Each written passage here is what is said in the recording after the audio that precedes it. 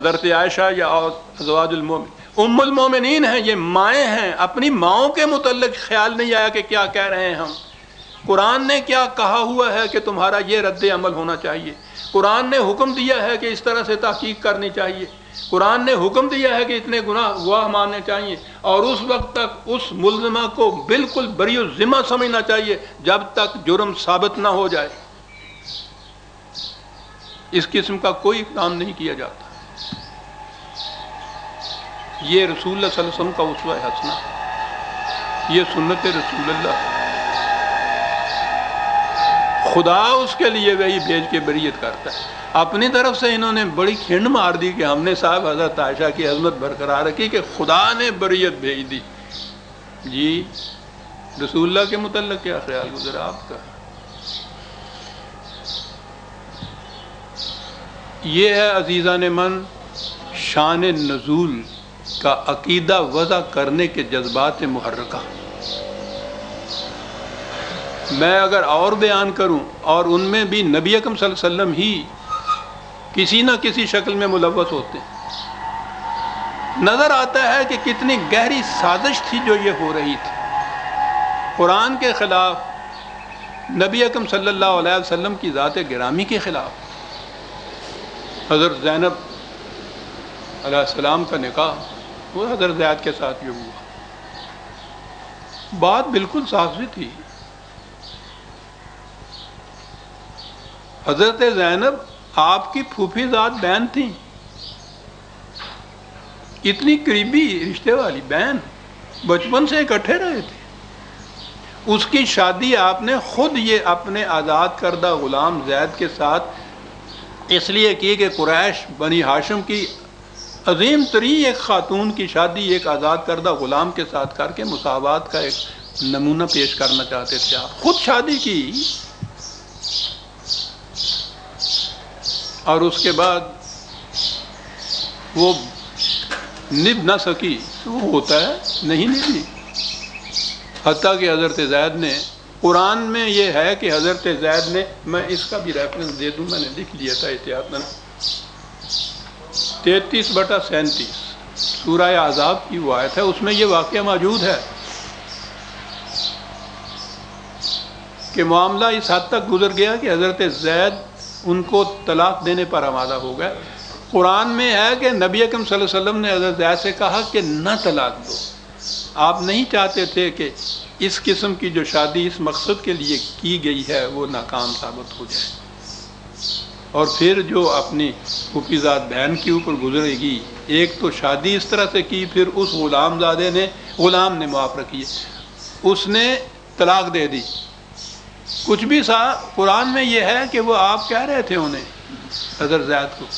کہ طلاق نہ دو، اس کے باوجود انہوں نے طلاق دے دی۔ تو یہ اتنا صدمہ گزرا تھا اس خاتون پر، حضرت زینب پر، کہ اس کی تلافی کے لیے اس کے بعد نبی اکرم صلی اللہ علیہ وسلم نے خود ان سے نکاح کر لیا۔ بات یہ واضح ہے، شان نزول معاذ اللہ، کہ ایک دن اس شادی کے بعد ایک دن نبی اکرم صلی اللہ علیہ وسلم حضرت زید کے گھر میں گئے، زید گھر میں نہیں تھے،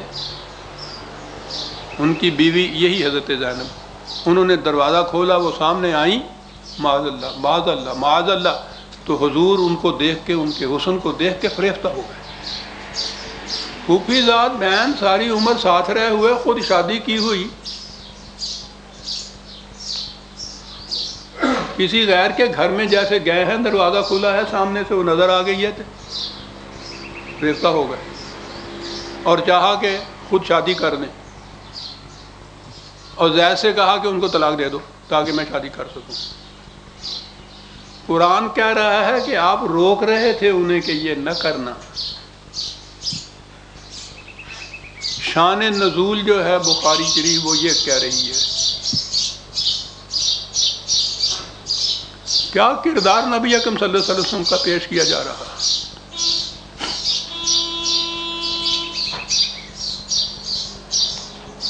جب غیر مسلم ان روایات کو، جو انہوں نے تو درج کر دی بخاری اور مسلم نے، 1000 برس سے ہمارے ہاں کے سارے علماء کرام کو فقہائے اعظام سینے سے لگائے پھر رہے ہیں، نصاب میں یہ داخل ہیں، درس میں یہ پڑھائی جاتی ہیں، ان کا ختم ہوتا ہے۔ آپ کو معلوم ہے قرآن کریم کا ختم جو ہے یہ تو کبھی ہوتا ہے، اب تو خیر عام ہونے لگ گیا ہے، پہلے تو رمضان میں ہوتا تھا۔ بخاری شریف کا ختم ہوتا ہے، یہ جتنے بھی بعد میں یہ علماء کرام بن کے نکلتے ہیں ان کو سند ملتی ہے۔ یہ ساری جتنی روایات ہیں اس قسم کی شان نزول کی، یہ ان کتب، یہ حدیث کے جو مجموعے ہیں ان میں ہے۔ تو یہ آپ کے یہ جو غیر مسلم جب ان قسم کی روایات کو اکٹھا کر کے یا ویسے ہی پیش کرتے ہیں تو مسلمانوں کے جذبات مشتعل ہو جاتے ہیں، اور اس کے بعد یہ تقاضے ہو جاتے ہیں کہ یہ کتاب بین کی جائے، یہ بند کی جائے، اور اس کے بعد جو اور بھی ناموس رسالت کے ماتحت جذبات جس کے زیادہ مشتعل ہوتے ہیں وہ جو کچھ کر گزرتا ہے وہ بھی سب کچھ یہ ہے۔ میں کراچی میں تھا تو ایک دفعہ ایک کتاب آئی وہاں سے مغرب سے، انگریزی کی کتاب سیرت پہ لکھی ہوئی تھی، اس میں اس قسم کی روایات تھی، تو اس کتاب کو ریفر کر دیا گیا، میری طرف بھیج دیا گیا کہ ذرا اس کو دیکھو، کہتے ہیں اس کو بین کر دیا جائے، تو کیا اس میں ایسا مواد ہے کہ اسے بین کر دیا جائے؟ میں نے اس کتاب کو دیکھا، اس میں یہ جو روایات تھیں وہ بالکل صحیح اس نے نقل کی ہوئی تھی،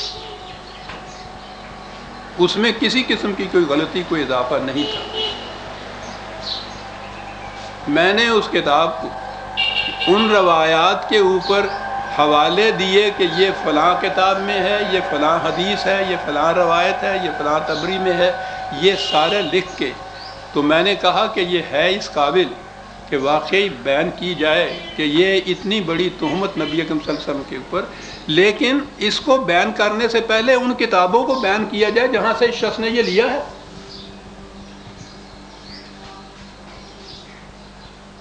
وہاں ان کتابوں کے اندر جو یہ چیزیں موجود ہیں ان کو تو تم سر آنکھوں پہ لگاتے ہو، ان کے تو ختم کرتے ہو، ممبروں میں محراب پہ اسے دہراتے ہو، اور جو اس میں سے نقل کر کے اپنے ہاں درج کرتا ہو اس کتاب کو بیان کرتے ہو۔ ارے چور کو مارتے ہو، چور کی ماں کو مارو، ماں کو کیسے مار دو؟ وہ تو امام ہے، انہوں نے وہ کتابیں جمع کی ہوئی، ان میں وہ بدستور اسی طرح چلی آ گئی۔ بات ہو رہی تھی شان نزول کے عقیدے کی، آپ نے اب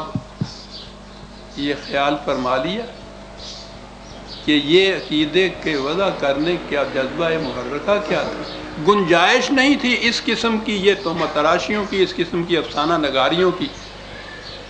اگر قرآن تک رہا جائے تو قرآن نے کوئی ذکر نہیں اس قسم کا کیا اپنے ہاں ان واقعات کے متعلق۔ یہ ساری چیزیں روایات کے اندر شان نزول بیان کر دیا کہ صاحب یہ تھی وہ بات، اس طرح اس پہ خدا نے وہ یہ احکام نازل کیا یا یہ آیت اتری تھی۔ اور اب ان آیات قرآنی کو انہی روایات کی روشنی میں سمجھا جاتا ہے، ان کا مفہوم ہی یہ متعین کیا جاتا ہے۔ یہ ہے شان نزول کی بات جو میں عرض کر رہا ہوں۔ قرآن کریم اپنی ذات میں خود مکتفی ہے، اس نے خود کہا ہے کہ ان لوگوں سے پوچھو کہ کیا یہ خدا کی کتاب تمہارے لیے کافی نہیں ہے؟ اس نے بڑی تحدی سے یہ کہا ہے یہ، اور یہ سینے پہ ہاتھ مار کے کہتے ہیں کہ بالکل کافی نہیں ہے، مجمل ہے، ناقص ہے، تشنا ہے، کمی ہے، اور وہ ساری چیزیں پوری کر رہی ہیں یہ روایات جو خاص مقاصد کے تابع وضع کی گئیں۔